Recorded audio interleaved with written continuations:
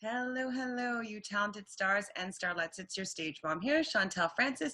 And if this is your first time on my channel, then welcome. Make sure you subscribe right down below. So this channel is all about ways to level up in your entertainment careers. If you're an artist, a performer, any sort of creative, or have an unconventional career, well, this video and this channel is meant for you. So today is Transformation Tuesday. And I was talking with a friend, and she's not in the entertainment industry, but she's a teacher, and we were discussing about the fact that she has trouble interviewing. And so I was realizing that, and she kind of brought to my attention as well, that it's kind of similar to auditioning and things in that vein. So I decided to create a video that will I kind of came up with about 7 tips and tricks to help you audition. So to transform how you audition or how you interview or how you pitch. It's kind of for any of those situations where you are presenting yourself or your work to, say, a panel or another person that is going to be making some sort of selection. And so this happens as entertainers all the time. You are putting yourself out there and you are hoping to be selected or hoping to be picked.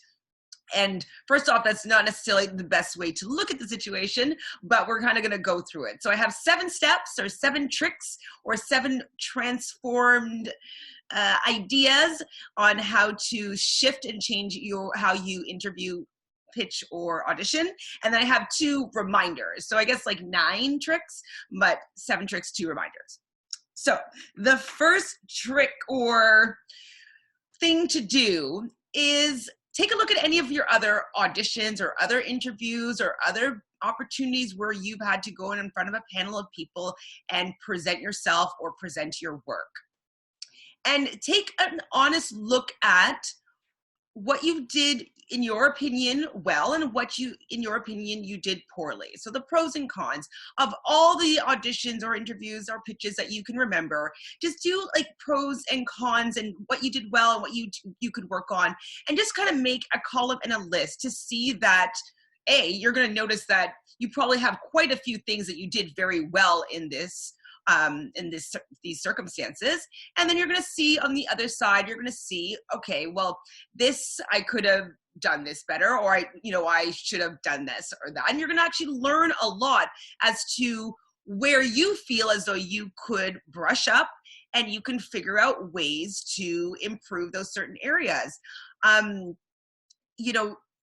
We're going to get into nerves and stuff like that, but knowing where you can improve will help you obviously do better the next time. So if you know where you may have had some hangups, well, that's where you're going to want to put some focus or some attention on. So if it's just purely nerves, well, then let's talk about nerves and how to overcome nerves.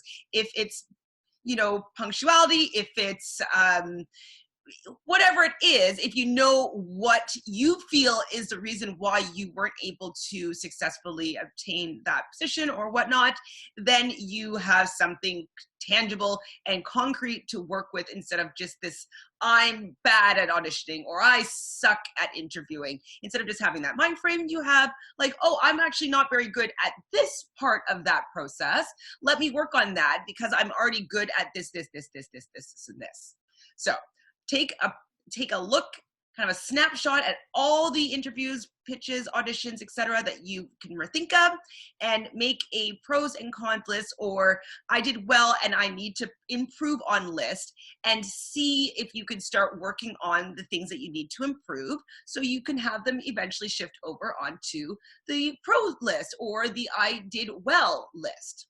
So that's my first thought. Oh, and also, I don't know if I mentioned this, but also, what did you learn from each of those interviews? So it could be that you learn like, oh, I'm not really great under pressure, or I'm not really great with older female interviewers or whatnot. There could be any sort of things that might be on that con list. And so what did you learn? Would be one of the biggest takeaways for you to be able to improve your next time. So then number 2, and this seems really self-explanatory, but Some people think that they can wing it, but winging it doesn't really work. It works sometimes, yes, but it's not a foolproof plan. It's not a solid plan of attack. So practice, practice, practice. If you're an actor, practice more than you can even imagine practicing. I know people want to be like, oh, I want to be free, and I want to just like, you know, I don't want to be hung up in the way that I'm saying it. Fine, I get that, but learn it so well that you don't have to think about it and you can just be free with it. Like the freeness that you want to have with it actually comes from when you've learned it so well that it's a part of you. You don't have to think about it anymore. Not that you don't know it and that is just going to hopefully just come. Sometimes you get some divine guidance and you know you might have an amazing performance, but you can't deliver repeatedly if you don't know it. If you think of any instruments, so if you play the piano, like people that are doing all these improvs, yes, there's savants that are amazing geniuses that just pick up the piano and just play without having any lessons, etc. Like that's a completely different situation. But anybody that wants to be amazing at piano, they practice their scales every day. Like they don't just try to wing the concert. They practice so well that they can be free and in the moment when they're playing for their concerto or their big symphony.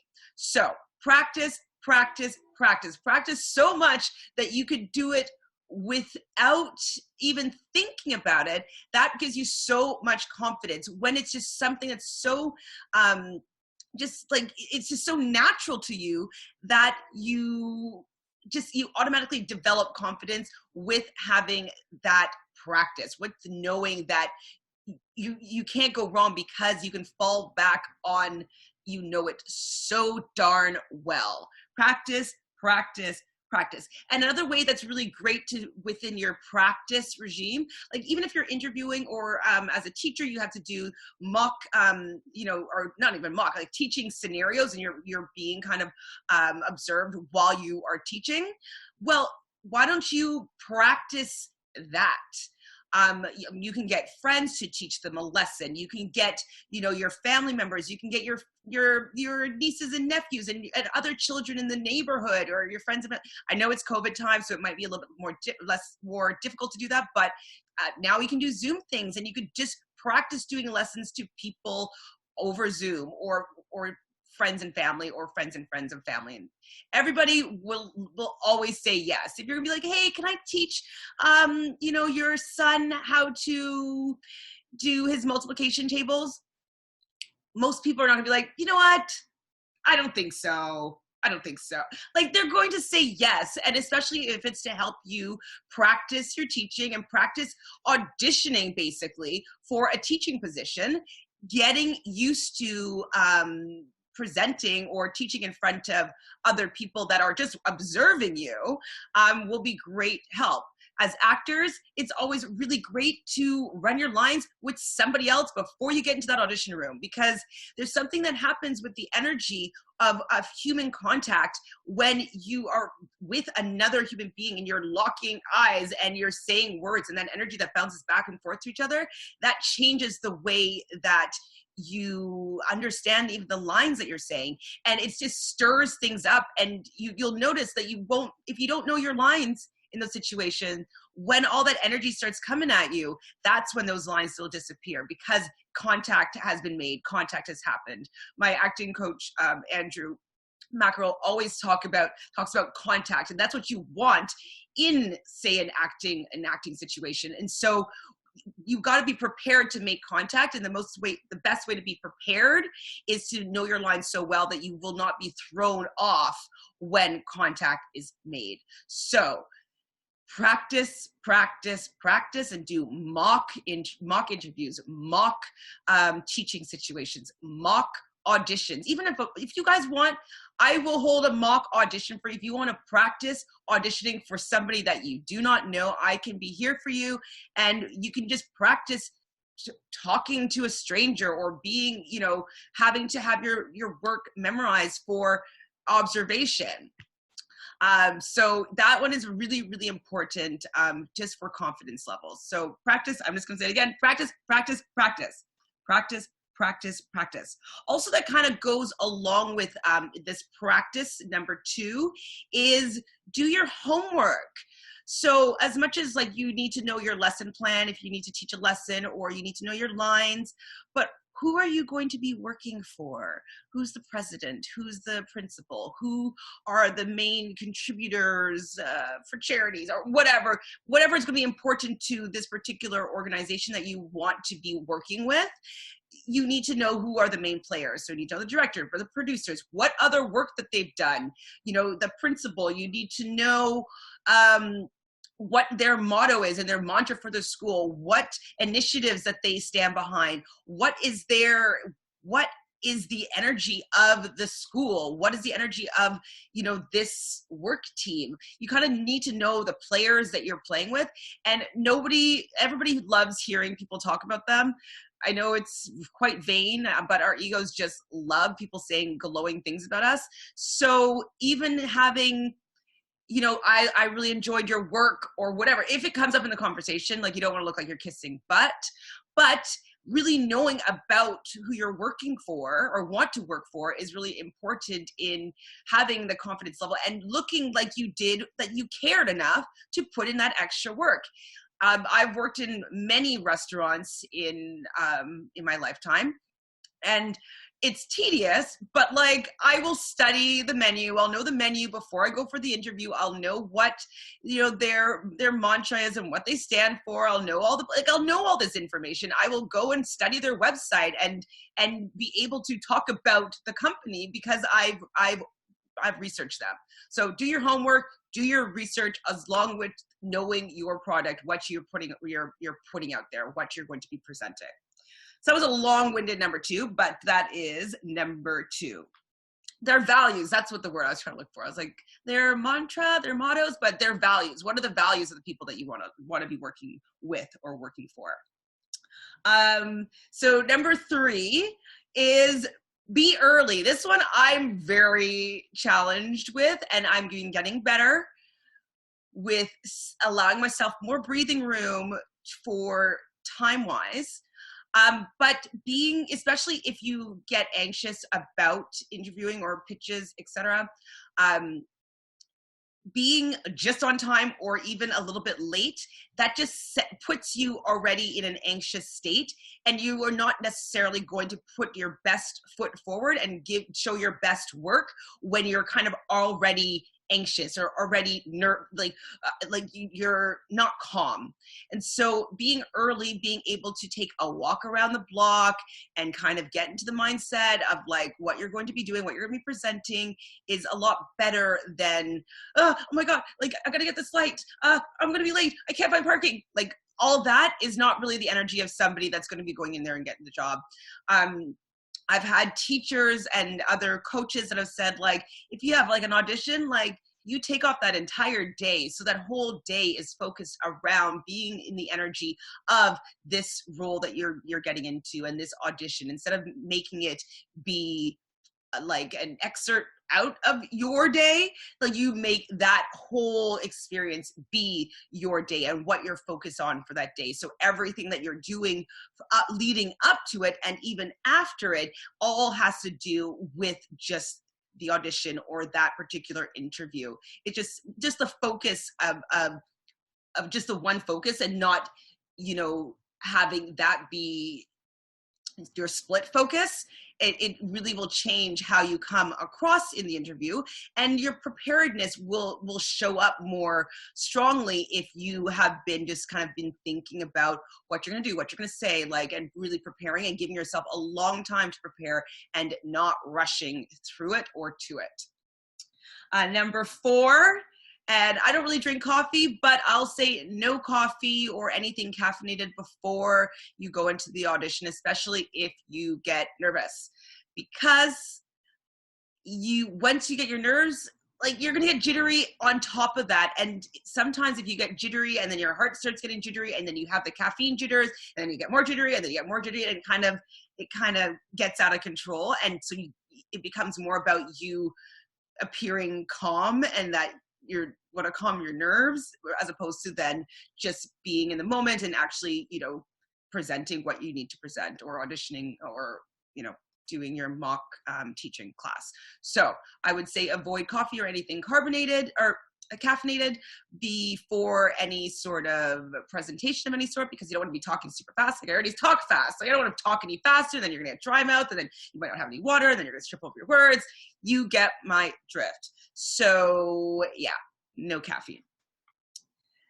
And drink water. Bring water with you, because yes, dry mouth does happen when you get nervous. And if you start thinking about like, oh my God, I can hear like my mouth smacking, and oh my God, are they hearing my mouth smacking? And you start getting in this like inner monologue that's like really not necessary and is not helpful. Like, have a bottle of water. Nobody's going to be upset with you for drinking water. What else? Number 5. So this kind of goes in line with practice, but it's also talking to strangers just in general. So this is more so with interviews as opposed to auditions, but I think actually, I think it can go with anything. It's kind of networking. It's getting to know, talking to people that you don't know, talking to strangers, being comfortable doing that boring autobiographical, small talk exchange with people, getting, knowing your spiel, your shtick a little bit, you want to be able to just talk about yourself without it seeming like it's very difficult. You just want to be comfortable with what you say when people ask you certain questions, like, how many years have you been doing that? And, where'd you go to school? And, just all those questions that you're going to be asked in certain sort of interviews. And even as in auditions, there's been many times where it's just a get to know you session with either casting or get to know you with the director. And they just ask you a bunch of questions. So getting used to just having your mouth say who you are and talk about yourself to people you don't know or don't already know you. It just helps you become more confident in that situation in a more formal setting. So talk to people. And in terms of networking, you'll find, if you start meeting people and say that particular director is like, I met her at a party or something, let's bring her in. And already having that familiarity with some people can also be useful in your being hired or booking down the road. So even in the teaching field, if you have been going to, I'm not sure about that world, but I'm sure there's different organized groups, like organized group events for teachers, et cetera, start going to them, start talking to teachers, start being friends in that community, because people always want to hire their friends.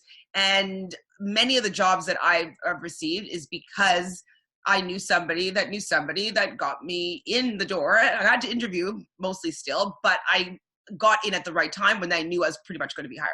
So that can be also really, really helpful, is networking and getting to know people that may be helpful for you down the road. And it's also less scary to be interviewing in front of somebody that you already know, or also in front of somebody when you know that you're most likely going to get the gig or the job. Okay, now this kind of gets a little bit more into not spirituality, but more law of attraction type stuff. So visualization is so effective, and scripting. They're kind of, visualization is just going to be like in your thoughts and in your imagination, and scripting is if you're going to write down these thoughts or imagination. So whichever you are more drawn to, or both, will be really, really, really useful. Now we tend to do visualization negatively. So you'd be like, oh my God, I'm gonna mess up. I'm gonna flub my line. I'm going to stammer. I'm going to freeze. Like, you start thinking about all the ways that you are going to mess up or do poorly. And I say in all my videos, your thoughts create things. What you see in your mind's eye is going to be revealed to you in your reality. And so if you can see yourself stumbling over your words, messing up, like if you are visualizing this, it's kind of like you're painting the picture of what you want to see happen. And even though it's not what you do not want to see happen, the universe doesn't know the difference. And so it just sees like, oh, you're focusing on, okay, you want to trip up on that word. Okay, we'll make sure that you trip up on that word. I can see myself, freezing, and okay, yeah, we'll give you that. We'll make you freeze that. And then you end up creating the environment that you are envisioning. Now, I know that you're doing it because you are trying to warn yourself, or you're trying to be prepared for what may happen, but the being prepared for what may happen is going to make it happen, and that makes your preparation be warranted, and then it's going to make you want to do that again. It's like, oh, well, I worried about it, and it happened, so I had to worry about it some more. Well, it's kind of the opposite. Worrying for things is like manifesting what you do not want to happen. It's really putting a lot of focus and energy into what you do not want to happen. So we got to flip that script, and we got to go to visualization of positive things. So that's why you should take the day off before any of these big interviews or big auditions or big pitches. And you want to start with visualizing everything about your day. So what you're going to get up, you're going to do, you're going to drink your water, you're going to have a delicious breakfast, you're going to practice, you're going to run it with somebody else, et cetera, et cetera. But you're going to put how you're going to feel. You're going to walk in confident. I'm going to feel like $1 million. I'm going to have a really great rapport with the interviewer, or et cetera. And just like paint the perfect, ideal scenario about how this whole experience is going to go, and how you're going to feel amazing doing it, and you're going to shine, and you're going to just be, putting all your best feet forward, and they're going to be so enamored by you, whatever. You can go on and on and on about how amazing it's going to go through, and afterwards how you're going to feel. And you can even go as far as getting that call and playing out that moment of like what it will feel like when they call you to say like, yes, you got this gig, or yes, you got that job, and really living out the positive experience of this whole, audition, interview, pitch, whatever, is going to be really helpful for you to actually have that be the reality. A lot of coaches do this with their sports performers. They have them, runners visualize them finishing their runs in whatever time field. Like, they make their visualization of their accomplishing their goals be like the first step before they even start training their body. They get them to see it before they get their bodies to do it. And so you mapping out and visualizing and scripting what you want to see in this process is going to help you have the map and the blueprint for you to actually achieve that. So very important, scripting or visualization. There's tons of videos on YouTube about both, so you can find that. Also, Esther and Abraham Hicks, they do a lot. They talk about scripting a lot in their book, Asking It Is Given, probably in the Vortex as well. They have quite a few books, and tons of videos online. So look up scripting, look up journaling, and visualization, all those, and just like really make it so clear in your mind how you know that this is going to go in a positive way, and how you're going to feel during this experience. And you're going to see that it's going to completely shift your outcomes, and you're going to see your visualizations manifest. What do we got? Number 7. Is that where we're at? Yes.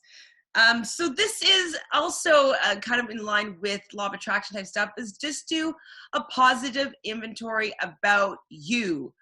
How awesome are you? What have you accomplished? What are you proud of yourself for doing? What do people always say that you are awesome at? Like, just remind yourself of all the amazing qualities that you have, all the great things that you have to bring to the table. And especially like if you're doing like an audition type thing, it's like, okay, so what parts of me make this particular role magical? Like, what am I bringing through this role that nobody else has? What are these amazing qualities to me? It can be life experience. It's like, oh, I know what this person's going through. I live this.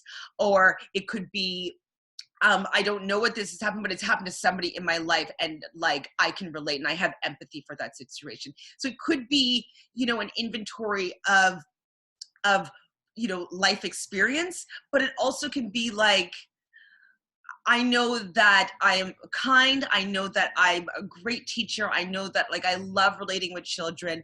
I know that teaching lights something up inside of me, and seeing children's eyes light up when they learn a new concept, like it really is magical. You can go on and on about the things that like really light you up about the work that you're doing or that you're auditioning for, and what parts of you are the magic that's going to be like brought out through this work or job, etc. So we tend to forget that we've done so many things that we should be proud of. We've like, you know, you prepared for this audition, or this interview, like that in itself is a lot. So let's give a little pat on ourselves on the back for that. But also like you've gone to school, you've taken classes, you've learned lines, you've practice different lessons plans. You've gone to university, you've got degrees, you got masters, you got doctorates, you have trophies. Like what, you have so much things to be proud of yourself, that should give you confidence to know that you are the only version of yourself, and you are going to be the only person that can do this particular job in this particular way. And then it kind of gets into now, my number 8, which is also kind of my remember, but it's like, you got to remember that they're not just auditioning you. They want you to get the role. They want you to get the job. Nobody really likes seeing many people that are not going to be a good fit. Like they want everybody to be, okay, that's it. No brainer, we got it. Like they don't want you to fail. They don't want you to do poorly. They want you to be the one. And so know that, and then take a little bit of power back and decide that it's you making the decision, not them. You're deciding whether they're a good fit for you, whether the environment that they're creating, that they are offering you to either, audition or the role, or if it's a school, whatever, they are presenting you with what they have to offer, and they're seeing if you're a good fit, and you're seeing if they're a good fit, because you know what, they could say, yes, we want you for this job, and you're like, you know what, I didn't really vibe with the energy of that establishment or whatever. So know that it's a two-way street, and it kind of will take a little bit of pressure off and be like, I don't even know if I really want this job. You don't even know that yet. So let's just see how it goes. Let's see if we vibe. Let's see if we get along. And if you do all these other steps beforehand and going in there with confidence and not needing the job, like, you will be very desirable, and you will be able to pick and choose which one you want. And so that kind of feeds into, neediness. We always kind of run away from things that, like, the feeling of neediness isn't pleasant to be around. And so if you're going in there with confidence and you're interviewing them and you're deciding if they're going to be good enough for you, that is going to be a very different energy, and people will be like, no, we want you, and they're going to be coming for you. So having that confidence and not being needy, and going in there with an idea that you are deciding whether or not they are a good fit for you and your life and what you represent. And if your values line up with their values, that is going to definitely help with your callback ratio, as well as your second interviews / hiring ratios. Anything I missed there? And the last thing, the last little reminder is, all these situations, you're not proving your worth. You are demonstrating what you have to offer, your gift, your uniqueness. There's only one version of you. It will never be replicated. There's never going to be anybody on the planet with the same makeup as you've had. So same parents, the same upbringing, the same, where you live, the time of years you've lived, like how your age, like everything that you've done up until now, nobody's going to have the exact same map as you have. And so knowing that you are completely a professional at you are the best version of you. There's no, they can't be replicated and it can't be better. So knowing that, you should be armed with you are special, and that if somebody's not in the same alignment with you and energetically, then it's just not going to work out. And that's a good thing. It's a good thing if someone's like, no, she's not a good fit for us, because they're not in an alignment with you. So you don't want to be with something that's just not working out if you're not vibing. So think of it as your energy is not vibing with that organization or establishment or whatnot. And instead, knowing that you are such a unique, special, magical person that has all these gifts to offer, and it's being demonstrated and shown through whatever you're presenting, that because there's no rejection here, it's just that it just wasn't working with the vibes. The vibes aren't working, and that is okay, because it's just going to steer you towards something that is going to be in perfect alignment. So you don't want to try to fit in somewhere that it's not working, because I guarantee you, if you forced yourself to start working with something or somewhere, or working on a project where you really was like, I don't really like the vibe here, or I don't think that we get along, but you ended up still going through with it, always things will end up happening and be like, oh, I knew I should have said no, or I knew I should have gone to the other job, or I knew I shouldn't have taken that opportunity because it wasn't in alignment. So rejection is just steering you towards something that is more in alignment with your energy and your magical vibes. So do I have anything else to say?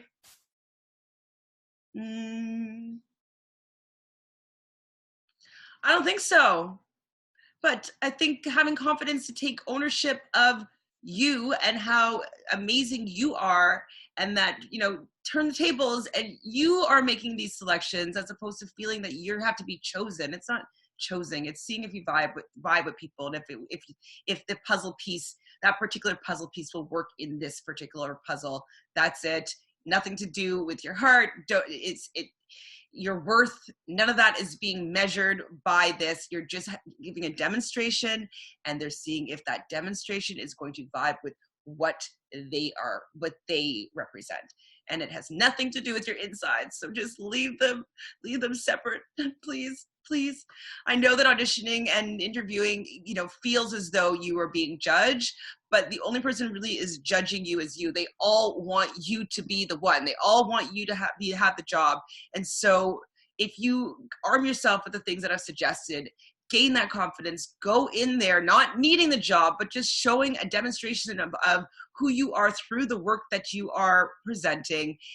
That is all that you really can do. And you can be happy in knowing that you were just like, you just had a good time doing what you love, doing what you enjoy to do. Like, just presenting that alone should just make you excited. And so that's all I got. I hope that I probably talked for forever. Make sure that you subscribe right down below. Hit that like button if you like this topic, or if you want to hear more about it, or if you have another topic that you would like me to talk about or research about and find some answers for you, I will do it. Make sure you ring that bell so every day I will show up and you can watch my videos. And that's it. As always, I will see you in the spotlight. Take care, guys. Bye.